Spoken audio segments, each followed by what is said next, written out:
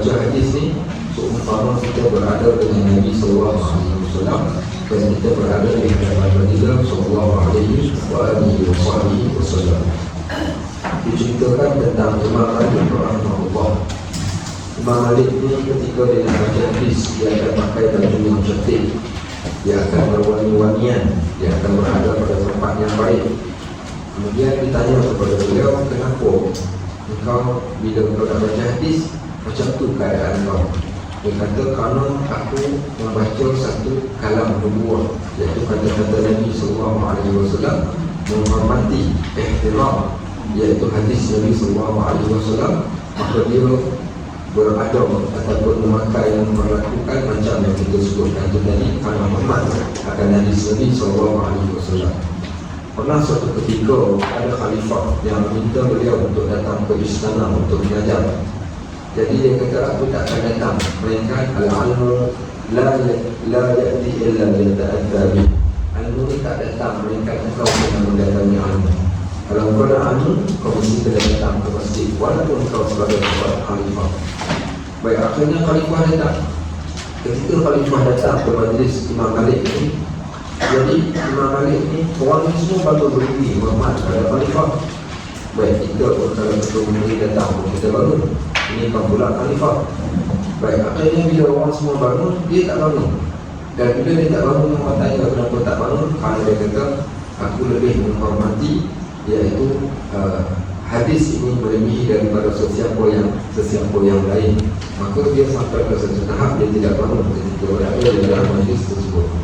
Baik, begitulah kita, alhamdulillah Allah jadikan kita ni orang yang pertama kita mempelajari tentang Al-Quran, dan yang kedua kita juga mempelajari sunnah Nabi SAW. Sebenarnya inilah tinggalan baginda, warisan kepada kita yang paling tepat. Siapa pun kalau ditanya apakah ramuan dan tips supaya kita kasih dan sayang kepada Nabi SAW, saya kata tak ada cara yang lain lagi dah, melainkan kena telah hadis juga.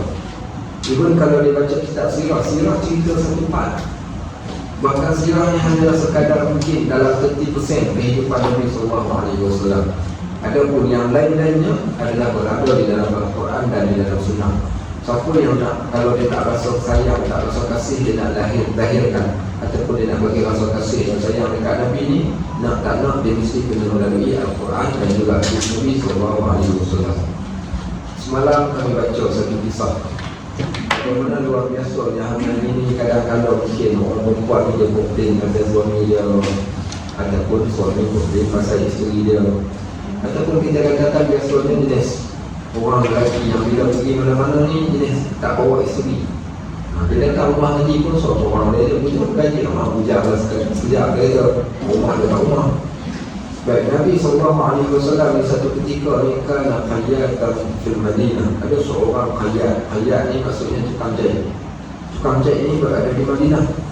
Jadi dia ni orang Farsi, kana Fursiyan. Dia adalah seorang Farsi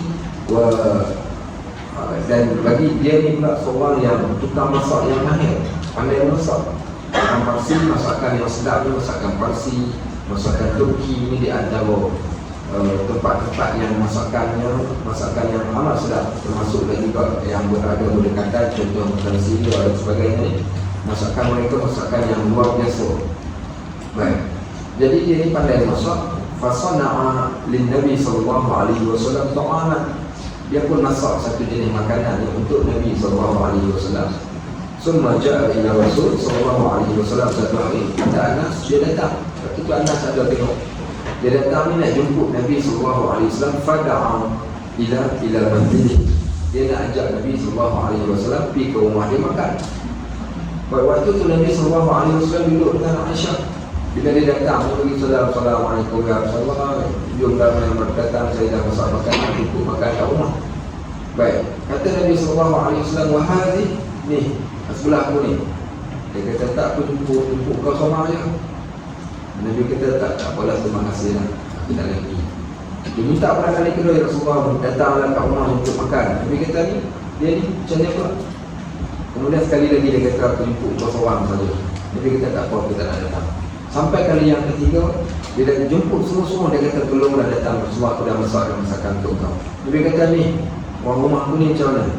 Kena dia kata, mungkinlah bawa lah sekali. Mungkin barulah Nabi SAW pergi ke rumah orang yang menyebut dia tu mengata. So menunjukkan bagaimana subhanallah Nabi SAW ni seorang yang maksudnya bila dia buat macam tu, menjadikan siapa pun yang akan berada dengan dia akan rasa selesa.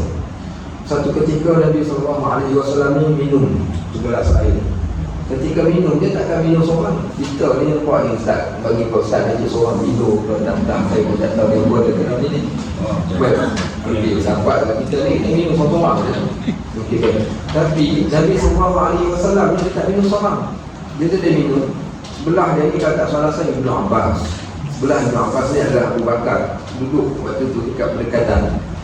Jadi setelah dia minum, dia pandang pada budak sebelah dan orang tua. Siapa rasanya yang dia kata bagi minum? Budak tu orang tua? Budak dulu. Okay, budak dulu sebab budak tu duduk sebelah dia. Baik, apa dia kata dekat budak tu? Dia kata, ya ulang. Dia kata, wahai anak. Dia kata, air ni ikut gilirannya engkau. Tapi apa kata kalau aku berikan pada orang tua yang ada di sebelah kau terlebih dahulu? So, maknanya bila dia buat macam tu, dua-dua orang ni terasa suka. Sebab apa yang pertama, budak tu dia tak terasa hak dia diambil. Bahkan Nabi SAW muliakan dan Nabi cakap awal, ini hak kau punya. Apa kata kalau aku berikan terlebih dahulu kepada orang tua yang ada di sebelah kau? Dan orang tua pun rasa dia dihargai juga pada waktu tersebut dan dulu tak terasa hati. Bayangkan kalau kita ambil cawan, kita pergi hudur lalu kat depan budak tu kita bagi kat orang tua. Budak tu kata, tak guna punya orang tua. Mungkin dia makan tak ingatkan. Ataupun kalau kita berikan pada budak-budak dahulu, orang tua tu juga mungkin kata rasa hati. Patutnya akulah yang didahulukan, tetapi didahulukan kanak-kanak. So begitulah Nabi SAW tidak pernah mengecewakan sesiapa pun. Ada seorang tu imam, seorang lelaki nama dia Aitban. Nama dia Aitban. Aitban ini dia ni duduk kampung jauh sangat daripada Masjid An-Nabawi. Jadi Aitban ini dia kata dia ni jadi imam dekat masjid dekat kampung dia ni. Bila dia jadi imam, kadang-kadang dia sihat, kadang-kadang dia tak sihat. Kemudian dia kata dekat kawasan ini ada satu laluan air yang kadang-kadang datang hujan dia tak boleh pergi jadi imam dekat tempat tersebut. So dia kata dia kena solat dekat rumah. Boleh tak ya Rasulullah, aku nak minta engkau datang ke rumah aku dan engkau solat di rumah aku di mana-mana tempat tersebut. Kemudian aku akan jadikan tempat yang kau solat tu tempat solat itu. Maksudnya dia nak ambil berkat daripada Nabi SAW. Maka Nabi SAW pun pergi ke rumah. Nabi bawa Abu Bakar, Nabi bawa Umar, Nabi bawa beberapa orang sahabat yang lain. Akhirnya Nabi tanya dekat mana tempat yang engkau suka aku solat. Dia kata ya Rasulullah dekat penjuru. Jadi Nabi SAW pergi dan solat pada bahagian penjuru tersebut. Dan Aitban ini dia ambil satu tikar. Jadi lapik ni dia basahkan tikar tu. Kenapa dia basahkan? Apa tahu? Aku sebab dia basahkan tikar tu dengan air. Apa tahu kenapa? Bekas tapak. Bekas tapak kan? Apa tu? Bekas tapak kaki Rasulullah. Betul apa? Bekas tapak kaki. Okey baik. Sebab dia nak ada kesan. Ada kesan pada tikar tu tadi yang boleh dapat. Dia dapat berkat dari situ. So dia biarkan ada air supaya Nabi SAW akan sujud ke atas tempat yang ada air. So akan jadi berbekas. Tempat tadi tu akan jadi berbekas. So dia nakkan keberkatan tempat tersebut. Subhanallah. Baik, kita mungkin tak sempat untuk nak dapatkan keberkatan sebegitu rupa. Kita tak sempat nak salam dengan Nabi SAW, tak sempat nak peluk dia, tak sempat nak pecut, nak cium dia. So umpama mereka zaman sahabat ni, seorang dengan mereka, ada seorang budak nama dia Jabir bin Samurah. Jabir bin Samurah dia cerita satu hari aku solat zuhur dengan Nabi SAW. Ketika aku solat zuhur ni, selesai solat Fakharajtu Rasul sallallahu alaihi wasallam wa kharaja Rasul sallallahu alaihi wasallam fakharajtu ma'ahu. Nabi sallallahu alaihi wasallam keluar dan aku pun keluar dengan Nabi sallallahu alaihi wasallam. Ketika aku keluar, dia kata Nabi sallallahu alaihi wasallam pergi keluar daripada masjid itu, orang pertama yang Nabi cari dia akan cari kanak-kanak. Baik, kita kadang-kadang budak-budak ni kita tak perlu tuan-tuan buat hamiah hari Jumaat. Hamiah hari Jumaat, terutama yang lelaki ni pergi ke masjid, keluar daripada masjid itu biasakan. Ingat dah dulu, saya tak tahu lah waktu tu dulu saya dah perhatikan kalau dia pergi mana-mana tempat ni dalam poket dia, sebab tu poket baju Melayu ni ada 3 atau ada selain daripada kita boleh buang macam-macam, dia letakkan gula-gula dalam poket. So jumpa budak-budak kan bagi gula-gula sebiji, Saya kira kalau kita buat dengan cara yang macam tu, semua orang akan kenal kita, kita doakan mereka, dia orang akan doakan kita hormat mereka, mereka akan hormat. Nabi SAW dia tak bagi dah gula-gula, tapi apa dia buat? Dia menggunakan tangannya untuk melahirkan perasaan kasih dan sayang. Kata Jabir bin Samurah, Nabi SAW menghadap kepada kanak-kanak ni, kemudian diusapnya setiap orang kanak-kanak yang ada di depan ni. Macam mana diusap? Diusapkan dengan kedua belah tangan baginda pada pipi kedua belah kanak-kanak tersebut. Baik, kemudian dia kata, wa amma ana, adapun aku, dia hanya usap sebelah tangan saja. Jadi cemburu lah Jabir bin Samurah ni. Budak lain semua dua belah tangan, tapi dia sebelah tangan. Siapa tahu kenapa dia sebelah tangan, budak lain dua belah tangan? Kenapa? Sebab dia duduk di sebelah kanan Nabi SAW. Jadi tak ada usah Nabi pegang macam tu je lah. Sebab dia ikut Nabi dari dalam masjid sampai keluar masjid, maka dipegangkan pada bahagian pipinya. Kata Jabir, dia kata tidaklah ada orang yang paling harum. Dia kata tangan Nabi ni seumpama tangan seseorang yang baru celup daripada botol minyak wangi, kemudian disapukan pada seseorang. Dan tangannya adalah tangan yang teramat sejuk seumpama ada satu angin pada tangan Nabi SAW. So kita tak mampu semua benda yang macam tu. Ada satu benda sahaja yang kita boleh kembali balik ke 1400 tahun, ka'annana fil asri. So umpama kita ini berada pada zaman Nabi SAW. Macam mana? Hanya dengan satu password sahaja kita akan dapat kembali ke 1400 tahun yang lampau. Apa password dia? Yang kerap baca. Okay, dengan baca satu perkataan ni, kita boleh berada di zaman Nabi SAW. Tapi tanpa perkataan ni, minta maaf kalau tuan-tuan letak 3 lambang capal sekali perkataan kepala, tuan-tuan takkan dapat balik. So hari ni saya bukan benci orang yang letak, tapi kita tak mahu. Kita ni hanya sekadar pandang pada simbol, hanya sekadar okey, kita nak ambil berkat, kita tuan-tuan boleh pandang pada ahli keluarga baik atau ahli baik, contohnya habaib, tak ada masalah, kita kasih pada mereka, dia orang kasih pada kita. Tapi sekadar pandang tidak akan mendatangkan apa-apa. Mereka yang kerap, boleh kerap bacalah, belajarlah, duduklah dalam majlis ilmu, nescaya kita akan bertambah kasih dan sayang kepada Nabi SAW. Baik, jadi apa guna kadang ada orang yang mungkin hanya sekadar boleh uji tanpa isi, tak ada feel. Sama juga kita menyebut, kita berselawat tanpa kita kenal, dia tak ada feel. Baik, tapi kalau kita berselawat dalam keadaan kita kenal Nabi kita Muhammad SAW, subhanallah, maka feelnya amat berbeza. Even kalau kita bacakan hadis-hadis Nabi SAW, sebab tu saya katakan nanti kalau ada masa nanti habis, kalau kita khatam kitab apa namanya, kita Ayyuhal Walad tu, kita sambung sama ada kitab Sehari dalam Kehidupan Rasul, ataupun kita gunakan kitab Syama'il Muhammadiyah sebagai sambungan kitab itu. Itu kitab yang kami sebut sebagai kitab air mata. Dalam kitab itu kita menceritakan tentang kehidupan Nabi SAW, apa yang baginda buat dalam 24 hours kehidupan dia. Maksud kita nak jadikan sebagai satu ikutan. Baik, contohnya kita kadang ada sahabat kita yang datang, ada kat sini pun ada, kat depan ni pun ada. Ada kala yang orang tak datang, mungkin dia ada urusan. Nabi SAW ni selesai daripada solat ni, Nabi akan pusing tengok. Dia tengok siapa yang datang, siapa yang tak datang. 2 soalan lazim, 3 soalan lazim. 2 soalan lazim yang tiap-tiap hari Nabi akan tanya soalan ni. Ada siapa yang sakit untuk aku ziarah dia? Ada tak di kalangan sahabat kita yang sakit? Baik, kalau ada bagi tahu kat aku, kita pergi ziarah dia. Baik, kita pun tak tahu ni di antara sahabat kita ni mungkin ada yang sakit. Bayangkan tengok satu rumah haji pergi ziarah seorang ahli kita yang sakit. Apa berlaku dekat dia? Seronoknya dia, besar hatinya dia, subhanallah. Tak nyamuk apa pun tak apa, tapi ziarah itu menunjukkan kasih sayang. Baik, kemudian soalan yang kedua, Nabi SAW akan tanya siapa di antara kita, siapa di antara kita ni yang ada yang dah meninggal dunia, tolong bagi tahu kepada aku nak solatkan jenazah dia dan aku akan doakan kepada dia. Maka berbahagialah dia orang. Ada satu kisah, Nabi SAW ni orang yang amat pemerhatian, yang amat tajam. Dia tahu siapa yang datang, siapa yang tak datang.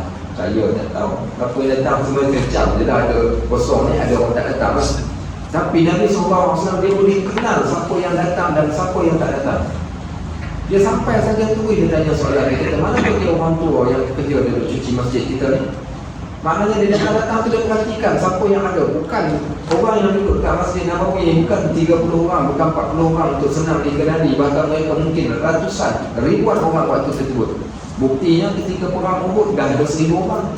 Ketika perang Badar baru 300 orang, so tak ramai lagi. Perang Uhud dah jadi 1000. Perang Khandaq dah jadi lebih ribu lagi dah. So menunjukkan jumlah umat Islam dah makin bertambah, keseluruhan mereka datang solat.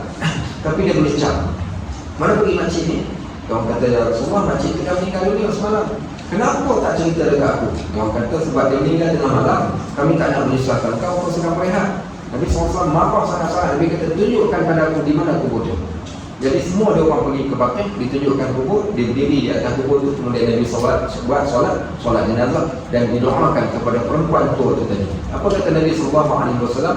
Sekarang kuburnya telah menjadi cerah disebabkan dengan doa aku itu tadi. Itu mereka para sahabat itu. Baik, ada seorang sahabat ni namanya Sabit bin Qais. Sabit bin Qais ini seorang sahabat yang mempunyai suara yang kuat. Kalau dia bercakap ni satu kampung dengan suara ni. Tiba-tiba turun satu ayat Al-Quran ni, ya ayyuhalladzina amanu la tarfa'u aswatakum fawqa sawtin nabi. Orang yang beriman, jangan angkat suara kamu lebih tinggi daripada suara Nabi. Bila turun ayat tu, rasa-rasa apa berlaku dekat si Sabit ni? Dia takutnya dia. Dan dalam ayat tu disebutkan orang yang buat macam tu nanti dia kelak dia akan dimasukkan dalam neraka. Dia kata dah jadi ahli neraka dah. Seorang aku kuat sampaikan Allah tegur. Sebenarnya ayat tu bukan tegur dia. Ayat tu tegur ada beberapa kumpulan pergi bertengkar dekat sebelah dinding bilik rumah Nabi SAW, sampaikan misi. Akhirnya Allah turun ayat. Dia terasa sebab suara dia kuat. Bila suara dia kuat, dia terasa macam tu, dia tak datang masjid, dia takut. Nabi tanya, mana Nabi Sabit bin Qais? Sa'ad bin Mu'az kata, dia duduk jiran aku, tapi aku tak tahu, tak nampak pula dia katakan dia sakit ke apa. Waktu tu juga dia pergi cari Sabit. Akhirnya Sabit pun cerita apa yang berlaku. Nabi panggil Sabit datang. Ketika Sabit datang, maka Nabi katakan pada dia, wahai Sabit, engkau adalah orang yang baik, bukan ayat itu ditujukan pada kau, dan engkau akan menjadi ahli syurga. Waktu yang menjadikan mereka semua ini, subhanallah, kasih yang teramat. Jadi bila kita baca kisah-kisah yang macam ni, apa gambaran kita? Masya Allah, itulah dia Nabi kita Muhammad SAW yang menjadi ikutan kita. Siapa ibu susuan Nabi?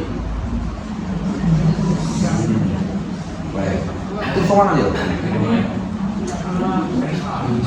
Okay, baik. Kalau sebut Halimatus Sa'diyah ni, sebut ibu susuan, orang yang akan nampak Halimatus Sa'diyah. Sebab apa? Nak ceritakan betapa kita kurang membaca. Kurang sangat membaca kita. Ibu susuan Nabi ada 3 orang. Siapa dia 3 orang? Halimatus Sa'diyah. Orang yang kedua? Suwaibah. Ingat Suwaibah lebih awal daripada Halimatus Sa'diyah. Okey, baik. Kemudian yang ketiga siapa dia? Lebih awal lagi daripada Suwaibah, iaitu Ummu Aiman. Ummu Aiman juga ibu susuan Nabi SAW. Tapi kita tak tahu. Apa baca dalam hadis kisah Nabi SAW ketika waktu pagi dia akan ziarah yang pertama ahli keluarga dia terlebih dahulu. Lepas ahli keluarga dia akan ziarah pula orang yang dia sayang. Kemudian lepas orang yang dia sayang, dia akan ziarah pula para sahabat yang lain. Hari ini kehidupan ini menziarahi orang. Okey, baik. Dengan ziarah itulah dia mengikatkan pertalian, kemudian dia menyampaikan dakwah, memberikan nasihat kepada mereka. Di antara orang yang dia ziarah Ummu Aiman. Pergi ke rumah Ummu Aiman masak makanan. Baik, bila masak makanan Nabi SAW tak makan. Kenapa Nabi tak makan? Baik, Nabi puasa, masa Nabi tak makan. Tahu Ummu Aiman buat apa? Ummu Aiman marah dekat Nabi, dia tinggikan suara, apa ni tak nak makan. Dia respon apa namanya, kecewa, marah. Tak ada siapa pun berani angkat suara kepada Nabi SAW, melainkan seorang perempuan saja, Ummu Aiman. Kenapa dia berani angkat suara? Ya, sebab dia mak pada Nabi SAW. Orang yang meninggikan suara pada kita, ibu kita saja. Jadi dia anggap Nabi macam anak dia semua-semua, sampaikan dia berani angkat suara. Tak ada siapa, Nabi pun diam saja waktu dia marah. Ummu Aiman marah dekat Nabi SAW. Bapak dah boleh. Bapak. Okey, baik. So bapak ni dia tak banyak cakap. Bapak ni kalau biasanya amak ni dia nak bagi anak nak masuk asrama, dia nasihat daripada A sampai Z. Bapak. Okey, kau pergi pula pun. Bapak ayah kau cakap apa, pergi kat ayah, dia cakap apa, dengar cakap mak kau. Satu saja. Bapak saya buat dia rumah. Tapi mak ni dia macam-macam benda. Baik, so Ummu Aiman ni kata Nabi SAW, dia ummi ba'da ummi. Dia ni mak aku selepas mak aku yang sebenar. Cuma kalau ada mak ni memang kerja, dia memang marah kat anak lah. Dia ummi ba'da ummi wa min ahli baiti, dan dia adalah ahli keluarga aku. Dia ni adalah ahli keluarga aku. Disebut panggil nama dia dengan panggilan Al-Barakatul Habasyiyah, seorang perempuan yang hitam tetapi mempunyai kebaikan yang amat banyak. Dialah yang bernama Ummu Aiman. Allah panjangkan usia dia. Ketika Nabi SAW wafat, dia masih lagi hidup. Ini panjang usia Ummu Aiman. Baik, panjang cerita kita. Nanti jom kita sambung balik hadis yang khususnya. Kalau tak cerita dia 30 tahun tak boleh tak ni. Baik, hadis ni direkodkan oleh Imam Muslim, meriwayatkan daripada Abu Dzar Al-Ghifari radhiyallahu anhu. Abu Dzar ni salah seorang sahabat. Ini pakai kambing. Kan saya dah cerita dah. Baca dah, kita baca hadis ni belum? Nanti Abu Dzar ni dia pakai kambing. Nabi SAW pernah bawa sahabat pergi makan dekat rumah dia. Dialah Abu Dzar. Sebab tu kadang setiap orang sahabat ni mempunyai perwatakan dan pembawaan yang amat berbeza. So kalau siapa nak kenal Nabi SAW, kenallah melalui sahabat ni. Sehingga kan Al-Ghazali mengatakan, dia kata siapa yang belajar tentang sahabat, dia akan dapati itulah mukjizat yang terbesar Allah bagi dekat Nabi. Mukjizat. Dengan hanya melihat para sahabat, kita dah nampak kehebatan Nabi SAW. Macam mana dia merubah padang pasir ini menjadi tempat manusia-manusia yang hebat, yang asalnya mereka adalah manusia yang keras, yang bengis, yang bersuka bergaduh, suka berkait berpulang. Tetapi akhirnya Nabi SAW jadikan mereka insan yang paling terbaik. Baik, qala Nabi SAW, kata Abu Dzar, yaqulu Allah azza wa jalla, Allah telah berfirman melalui lisan Nabi kita Muhammad SAW, man ja'a bil hasanah, siapa yang mengerjakan satu kebajikan. Al-hasanah, satu kebajikan, bukan dua kebajikan, bukan tiga kebajikan, satu kebajikan sahaja. Satu kebajikan ni subhanallah, kadang-kadang kita mungkin rasa benda tu simple, tapi satu kebajikan manusia tak pandang, tapi ingat Allah pandang. Apa dalilnya? Wa may ya'mal mithqala dzarratin khairan yarah wa may ya'mal mithqala dzarratin syarran yarah. Siapa yang buat satu amalan kebaikan walaupun sebesar zarah. Orang Melayu dulu-dulu dia tak tahu nak terjemahkan zarah ni apa. Dia terjemahkan apa? Zarah ni biji sawi. Sebab tu guru pondok kita dulu dia rasa benda paling kecil ni biji sawi lah. Kebetulan tu guru kan pokok lelaki ada kenal sangat. Halwa campur dia tak tahu, halwa apa dia tak tahu. Halwa campur lain, halwa lain. Jintan manis dia tak tahu, jintan putih boleh beza. Jintan manis, jintan putih. Apa dia lagi? Biji sawi, kemudiannya pula buah kelada, kemudiannya apa lagi pula, apa namanya, ketumbas. Okey, ini semua. Kalau tanya orang lelaki, apa benda tu yang macam telur berudu tu? Apa dia? Dia panggil telur berudu. Okey, baik. Orang lelaki. So, zarah ni benda yang tak dapat dilihat dengan mata. Tak dapat dilihat dengan mata, tapi Allah pandang dan Allah tengok. Itulah yang katakan hebatnya. So, manja bil hasanah, siapa yang bawa datang. Cantik je menarik hadis ni di bahasa Arab. Dia kata ja'a. Ja'a ni siapa yang bawa datang. Dia membawakan satu kebaikan. Maksudnya melakukan satu kebaikan. Kenapa digunakan istilah ja'a? Okey, kenapa digunakan istilah ja'a? Manja dalam ini terjemahkan apa bahasa Melayu? Sesiapa yang menanyakan. Okey, tapi kalimah ja'a, ja'a ni maksud dia datang. Siapa yang bawa datang. Siapa boleh. Sebab tu kalau kami belajar kitab Riyadhus Shalihin ni, dia terjemahkan satu-satu perkataan. Bahasa Arab diterjemahkan lagi ke bahasa Arab, maka lebih mendalam. Yang ini terjemahan ke bahasa Melayu setelah ditafsirkan, yang dipilih perkataan yang paling sesuai. Baik, sekarang apa maksud kalimah, kenapa kalimah ja'a? Siapa yang bawa datang? Apa maksud bawa datang kat sini? Walaupun kat situ dia tak tulis pun, tapi saya terjemahkan perkataan asal. Apa tahu? Sebab semua benda yang kita buat pada hari ini sebenarnya kita sedang membawa satu, sama ada bebanan iaitu dosa, ataupun kita membawa satu yang dinamakan bekalan iaitu pahala. Bebanan ataupun bekalan. Apa yang kita sedang bawa sekarang ini? Siapa yang buat benda dosa, dia bawa satu bebanan. Siapa yang bawa satu, dia bawa pahala, dia bawa satu apa kita sebut tadi? Bekalan. Kita bawa bekalan. Maka bekalan bawa pergi ke mana? Bawa pergi ke akhirat. Nah, sebab tu dia gunakan kalimah ja'a. Siapa yang membawa, siapa yang datang. Datang ni dia bawa. Datang ke mana? Datang kepada Allah. Sebab semua benda yang kita buat ni, kita nak mempersembahkan kepada Allah, bukan nak tunjuk pada Allah. Sebab tu saya katakan, nak tunjuk kita baik senang, tapi nak jadi baik satu benda yang susah. Kalau kita buat untuk Allah, bukan untuk kerana manusia. Even kalau kita jamu orang makan sekalipun, innama nut'imukum liwajhillah, kami jamu orang makan kerana Allah, la nuridu minkum jazaan, kami tak mengharapkan balasan, wala syukura, kami tak mengharapkan ucapan terima kasih. Habis asal kau buat baik, inna naqafu min rabbina yawman abusan qamtarira.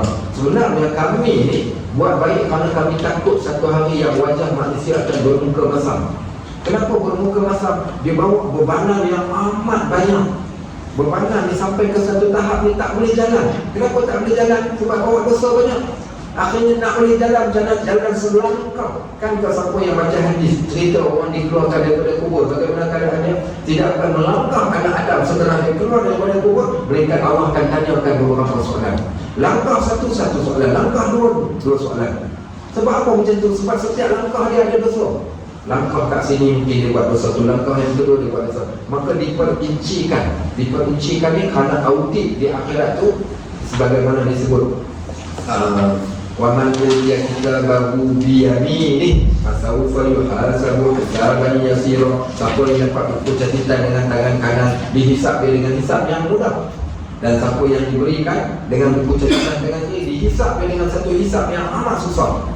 Bayangkan tengok kalau dah dosa banyak, diperincikan satu dosa dia ketika berada ke akhirat adalah baik. Sebab tu digunakan kalimat manja bil hasanah. Siapa yang bawa datang kepada Allah, dia tunjukkan kepada Allah, ya Rabb, aku melakukan satu kebaikan yang aku mengharapkan satu ganjaran daripada Engkau. Baik, falahu asyru amsalihha wa azid. Allah kata bagi dia aku akan tambah 10. Satu kebaikan yang kau buat, Allah kata aku tambahkan, jadikan dia 10 kebaikan. Seumpama engkau melakukan 10 kebaikan. Kalau kita bagikan, katakan RM1, maknanya seumpama kita bagi RM10. Bahkan dengan kata Allah Subhanahu Wa Taala, Al-Aziz wa Aziz, dan aku tambah lagi. Macam mana maksud Allah boleh tambah? Baik, ada semua orang kita katakan dia contoh berbeza. Seorang yang dia ada duit RM1,000 dalam poket, kemudian dia cabut RM1, dia sedekah. Baik. Kemudian ada seorang yang ada RM1 saja dalam poket, tak ada yang lain, dan dia sedekah. Adakah pahalanya sama? Tak sama pahala. Orang yang sedekah RM1,000 dengan orang yang bagi RM1, dan orang yang sedekah RM1 yang dia hanya ada RM1. Maka Allah boleh tambah dengan kebaikan yang kita tak tahu. Kenapa kita tak tahu? Allah kata wala ta'lamu nafsun ma ukhfiya lahum min qurrati a'yun. Setiap orang dia tak tahu pun kebaikan yang dia buat ni kami sembunyikan daripada dia. Apa yang dia nak tengok ni yang dia ingin. Kita teringin sangat nak tengok apa yang hasil yang kita telah buat. Tapi Allah kata kami sembunyikan. Cuma Allah kata jazaan, pasti kami balas bimakan yang malu atas apa yang mereka telah kerjakan. Kami pasti balas. Cuma tak nampak saja. Baik. So kemudian apa dia kata lagi? Wa man ja'a bis-sayyi'ah. Siapa yang bawa datang sayyi'ah, bebanan dia tadi, iaitu dosa, iaitu perkara maksiat ataupun perkara kejahatan, fajaza'uhu sayyi'atun mislaha. Kemudian balasannya adalah kami hanya tuliskan ataupun kami balas dekat dia kejahatan yang sama dengan apa yang dia buat. Maksudnya jahat buat satu, tulis satu. Kebaikan buat satu, tulis 10 atau tambah. Okey, apa yang ada kat dalam kepala kita sekarang? Okey, sampai dekat tu saja. Okey. Sampai dekat tu, apa yang kita ada, yang nampak dalam bayangan kepala kita ni? Kita pernah jawab hadis ni. Okey, saya ulang. Firman Allah, siapa yang bawa datang kepada aku satu kebaikan, aku akan balas pada dia 10 ataupun aku boleh tambah. Siapa yang bawa datang kepada aku satu kejahatan, aku akan balas sebagaimana kejahatan yang dia buat, iaitu 1 juga. Apa yang nampak? Nampak apa? Ha? Allah baik. Mungkin ni bukan baik lagi dah ni. Mungkin ni bukan amat baik lagi dah. Ha? Allahu arhamar rahimin. Allah Maha Penyayang, Maha Pengasih, melebihi daripada mana-mana orang yang mengasih. Takkan ada majikan datang, kita datang kerja. Siapa yang datang pukul 7 pagi, masuk kerja pukul 8. Siapa datang pukul 7 pagi, aku akan berikan pada dia gaji 10 bulan gaji. Okey, baik. Siapa nak bagi? Kalau ada bos yang macam tu, cium kaki pun saya cakap kerja dia sanggup. Okey, baik. Maka itulah Allah Subhanahu Wa Taala menarik dia lagi. Allah kata orang yang buat satu dosa ni, kami akan berikan balasan satu dosa yang sama. Al-fir, atau aku boleh ampunkan dosa dia. Ada orang tanya, dia kata, Ustaz, saya ni tak tahu hidup saya ni macam mana. Macam-macam benda. Allah berikan ujian pada saya satu kahwin yang pertama, Ustaz, suami saya meninggal tercekik kuih koci. Baik. Kahwin yang kedua pula, kahwin yang kedua mati juga, jatuh pokok kelapa. Dia ambil buang kelapa. Kahwin pula yang ketiga, kahwin nampak mak tempe, accident, nanti baik mati. Ni yang keempat ni ada lagi ni, tapi tengah sakit, tak tahu bila nak mati. Allah. Apalah ujian kepada saya, Ustaz? Contohnya, maka subhanallah, Allah Subhanahu wa ta'ala kadang-kadang didatangkan kepada manusia kebaikan dengan pelbagai bentuk dan pelbagai cara. Salah satunya dengan cara dijadikan nikmat, akhirnya orang tu dia bersyukur pada Allah, dia jadi insan yang baik. Boleh. Kadang-kadang diberikan ujian sebab dia tunggu orang ni tunggu solat malam tak ada, sedekah tak ada, puasa tak ada, zikir tak ada, Quran tak ada. Tapi Allah nak berikan juga pada dia kebaikan. Allah timpakan pada dia sakit atau musibah, akhirnya dia bersabar. Dengan sabar tersebut Allah ampunkan semua dosa dia dan dia dimasukkan dalam syurga. Sebab tu ada orang masuk syurga sebab sabar, ada orang masuk syurga sebab Quran, ada orang masuk syurga sebab solat malam. Lepas tu kita jangan memperkecilkan dan jangan pandang bila kita buat orang tak buat, kita rasa orang tu mungkin dia tak ada apa-apa kebaikan, sedangkan kita tak tahu pun apa yang dia lakukan, yang mana satu Allah nak pilih daripada amal kebaikan yang dia buat. Baik, sama boleh. Wa man taqarraba minni shibran, siapa yang mendekati aku, yang menghampiri aku sejengkal, taqarrabtu minhu ba'an. Okey, sorry. Wa man taqarraba minni shibran, taqarrabtu minhu dhira'an. Siapa yang mendekati aku, menghampiri aku sejengkal, nescaya aku akan menghampirinya sehasta. Baik, wa man taqarraba minni dhira'an taqarrabtu minhu ba'an. Siapa yang menghampiri aku sehasta, nescaya aku akan menghampirinya sedepa. Baik, wa man atani yamshi ataituhu harwala. Siapa yang datang kepada aku dalam keadaan dia berjalan, aku akan mendatanginya dalam keadaan berlari. Wa man laqiyani bi qurabil ard khati'atan la yushriku bi syai'an. Dan siapa yang datang bertemu aku dengan sebesar dosa yang dia lakukan sebesar bumi ini, la yushriku bi syai'an, dia tidak melakukan syirik sesuatu pun pada aku, laqaituhu bi misliha maghfirah, aku akan bawa datang keampunan yang sama sebesar dosa yang dia lakukan. Baik, apa kita nak kata? Fatabarakallahu ahsanul khaliqin. Itulah dia Allah Subhanahu wa ta'ala. Hadis ini membawa kepada kita beberapa maksud. Di antaranya hadis ini menggambarkan kepada kita betapa besarnya rahmat Allah Subhanahu wa ta'ala. Tajuk apa kita sedang baca ni? Tajuk apa kita sedang baca? Tajuk Ar-Raja, tajuk harap. Kenapa dibawa datang hadis ni? Dibawa datang hadis ni kerana nak tunjukkan kepada kita betapa manusia ni dia perlu mengharapkan kepada rahmat daripada Allah Subhanahu wa ta'ala, dan Allah menawarkan rahmat kepada kita. Baik, berarti bagi hadis tadi, perhatikan bagi hadis tadi, di dalam banyak-banyak hadis ni, dalam banyak-banyak teks, perkataan ni perkataan mana yang saya nak tanya setiap orang. So jangan jawapan, tunjuk saja dekat saya. Okey, tunjuk saja dekat saya. Tak payah sebut. Okey, perkataan mana yang paling menarik perhatian ni? Okey, baik. So setiap orang tunjuk, tak apa yang tak ada buku, just beritahu saya. Okey, saya jalan dah? Ya, okey. Okey. Yang mana?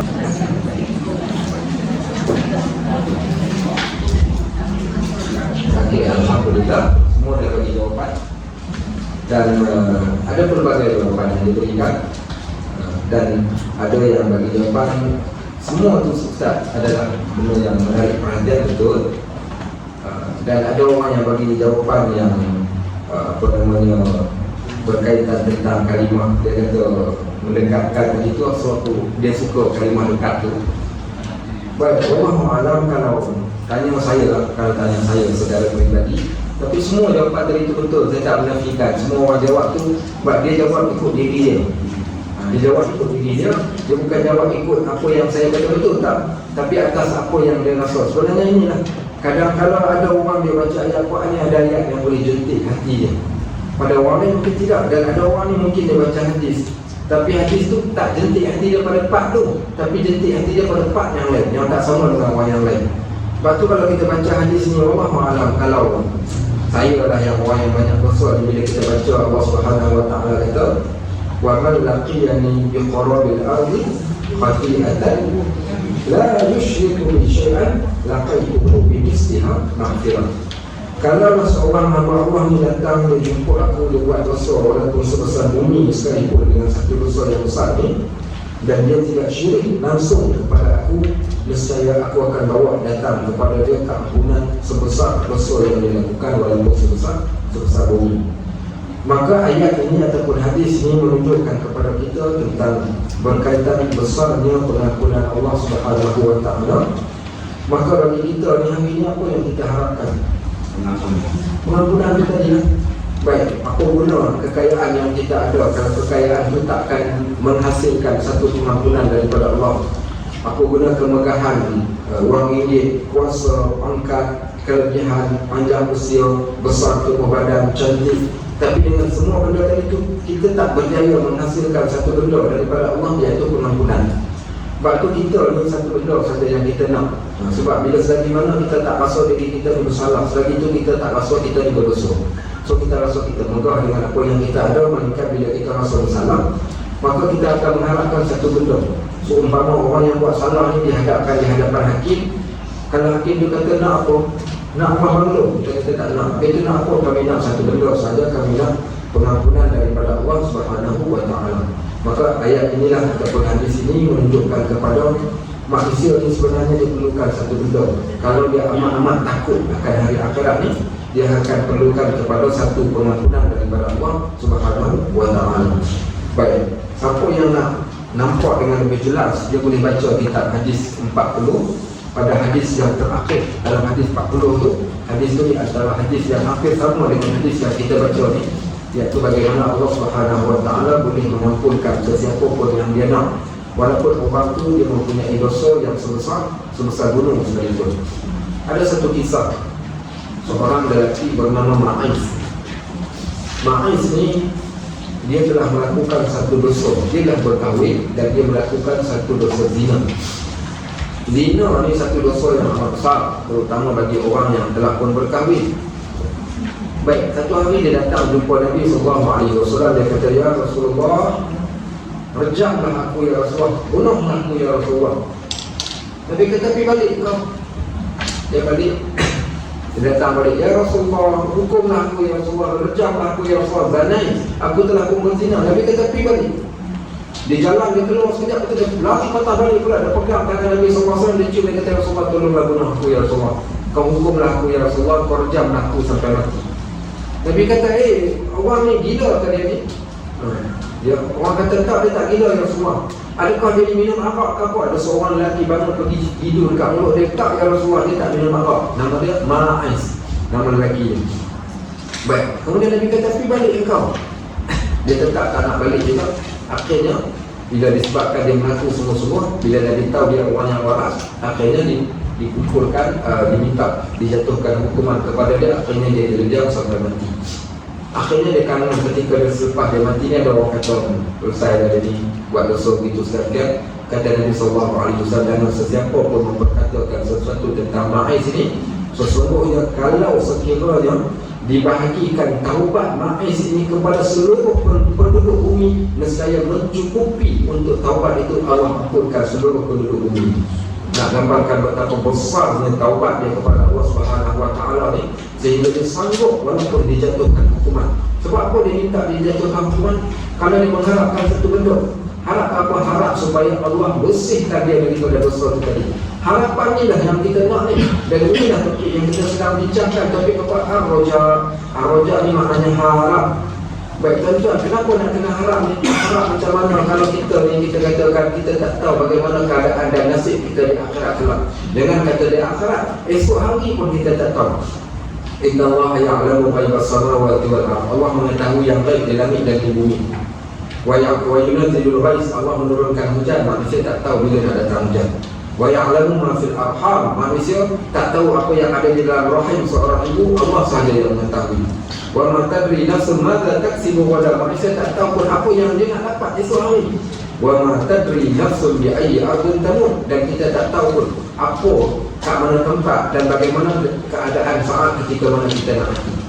Baik, kalau kita tak tahu, kalau kita ni orang yang rajin beribadat, orang yang soleh satu hal, tapi even kalau kita soleh sekalipun, kita tak tahu pun amalan kita ni Allah terima tak terima.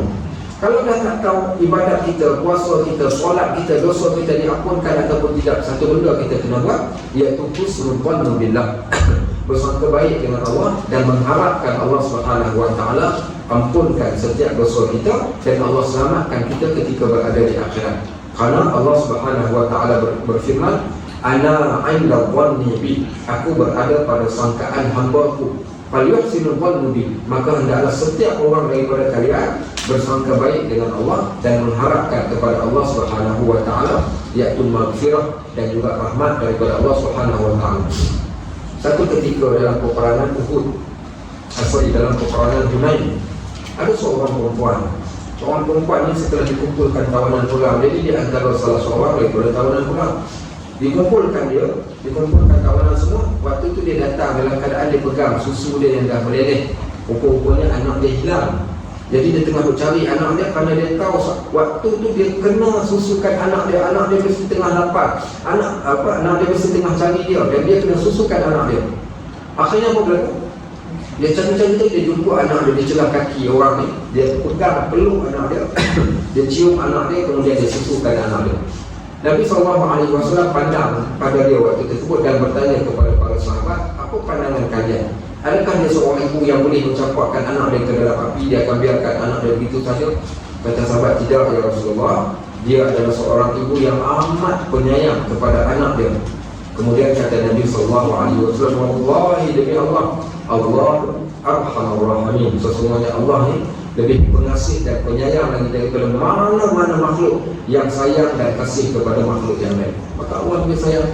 Sebab tu dalam hadis ni bila kita baca, melainkan ada perkataan yang saya kira bagi saya terbaiklah, bila Allah kata, siapa yang menghadapku dengan memikul dosa sepenuh bumi tanpa dia menyekutukan aku dengan sesuatu, maka nescaya aku akan menemuinya dengan keampunan sebanyak ataupun sebesar dosa yang dia lakukan itu tadi. Menurut Imam An-Nawawi, makna hadis ini adalah sesiapa yang hampir kepada Allah dengan buat pelbagai ketaatan, maka Allah akan hampirkan dirinya dengan memberikan rahmat kepada orang tersebut. Kalau dibanyakkan ketaatan kepada Allah, Allah akan memperbanyakkan lagi rahmat kepadanya. Kalau dia datang kepada Allah dengan berjalan dan bersegera dalam mengerjakan ketaatan, Allah akan bersegera datangkan rahmat kepada dia dengan mencurahkan rahmat sepenuhnya kepadanya, tanpa memerlukan banyak waktu untuk datangkan rahmat daripada Allah SWT. Sebab tu bila kita buat satu-satu kebaikan, kita baca Quran, kita rasa tenang. Pada waktu tu juga Allah bagi. Sebab tu bila kita buat ibadat, kita akan rasa tenang. Sebab tu bila kita bertaubat, bila kita berdoa, bila kita mohon pada Allah, bila kita buat perkara kebajikan ni, pada ketika saat kita buat itu juga Allah akan datangkan rahmat kepada seseorang yang melakukan perbuatan ini. Baik, apa pengajaran yang kita dapat daripada hadis ini? Maka rahmat Allah itu teramat luas. Rahmati sabaqat ghadabi, rahmat aku mendahului daripada kemurkaan aku. Maka sebab itu bila kita berdoa, kita selalu memohon dengan satu doa, Allahumma ya arhamar rahimin. Kan kalimah arhamar rahimin ini kebiasaannya kita akan jadikan penutup bagi setiap permohonan yang kita minta. Baik, Allah ya arhamar rahimin, ya Allah yang maha pengasih, yang maha penyayang. Baik, walhamdulillahirabbil alamin. Kalau sudahnya ada persoalan untuk dikongsi. Ada soalan? Kalau tak ada, saya ada. Silakan. Saya tak datang minggu lepas. Lepas Ustaz kata kitab hadis 40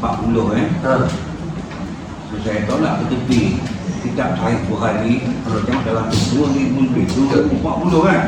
Ini tak tahu bila sampai mati pun tak ada.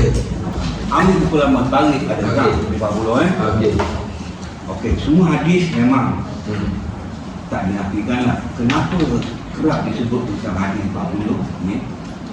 Dia punya kelebihan dia yang lain Baik, kalau walaupun hadis ni berstatus dhaif, tapi Imam Nawawi telah masukkan dalam tu. Dia kata dia ambil dalam 4 kelebihan.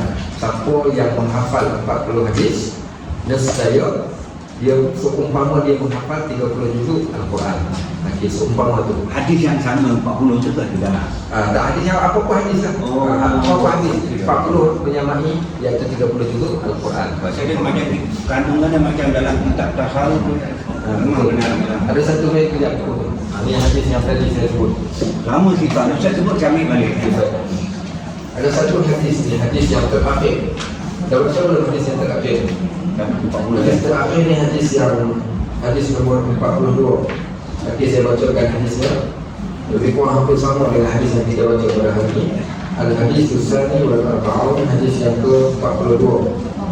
An Anas radhiyallahu anhu, hadis ini daripada Anas radhiyallahu anhu qala sami'tu Rasulullah sallallahu alaihi wasallam yaqul, aku mendengar Nabi sallallahu alaihi wasallam telah bersabda, qala Allah Ta'ala, telah berfirman Allah, ya bani Adam, wahai anak Adam, innaka ma da'awtani wa rajawtani wa fartu laka ala ma kana minka wa la ubali. Kata Allah, wahai anak Adam, sesungguhnya engkau ni selama engkau berdoa dan berharap kepada aku akan ampuni bagi engkau di atas dosa yang ada pada engkau, dan aku tak peduli pun. Baik, ya bani Adam, wahai anak Adam, lau balagat dhunubuka anana as-sama summa astaghfartani ghafartu lak. Wahai anak Adam, kalau telah sampai dosa engkau ni sampai ke awal langit sekalipun, kemudian kau mohon keampunan kepadaku, ghafartu lak, nescaya aku akan ampunkan bagi engkau dosa tersebut. Ya bani Adam, anak Adam, innaka law ataitani bi qurabil ardi khataya, kalau sekiranya kau datang bertemu aku dengan sebesar bumi ini dosa kau, summa laqitani la tusyriku bi syai'a, kemudian kau bertemu aku dalam keadaan engkau tidak melakukan syirik sedikit pun padaku, la ataituka bi qurabiha maghfirah, nescaya aku akan bawa datang sebesar bumi juga keampunan aku kepada engkau. So ini adalah hadis yang terakhir yang diletakkan di dalam kitab ini, yang menunjukkan betapa besarnya pengampunan Allah dan bagaimana seorang manusia ni yang bila dia sentiasa mengharapkan rahmat daripada Allah, pasti Allah akan berikan kepada dia keampunan. Sebab itu kita dalam banyak-banyak istighfar ni, sayyidul istighfar, di antara istighfar yang terbaik. Kenapa sayyidul istighfar yang terbaik? Siapa ingat sayyidul istighfar? Cuba baca sikit.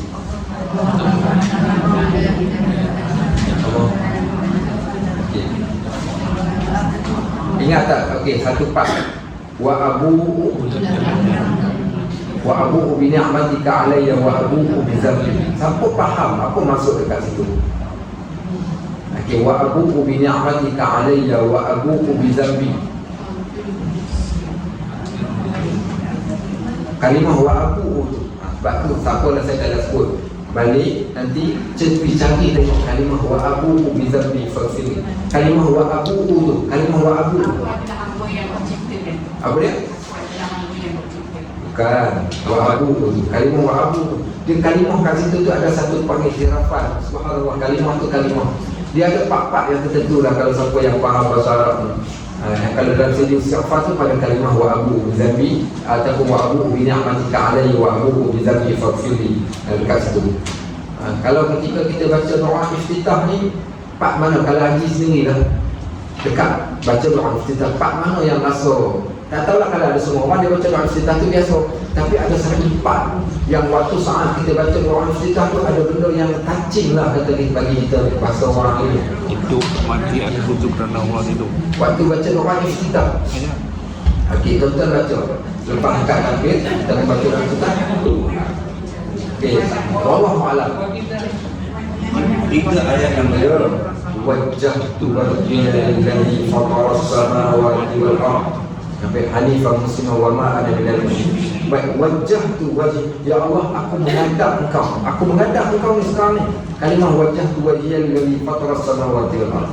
Ada orang pada ayat tu.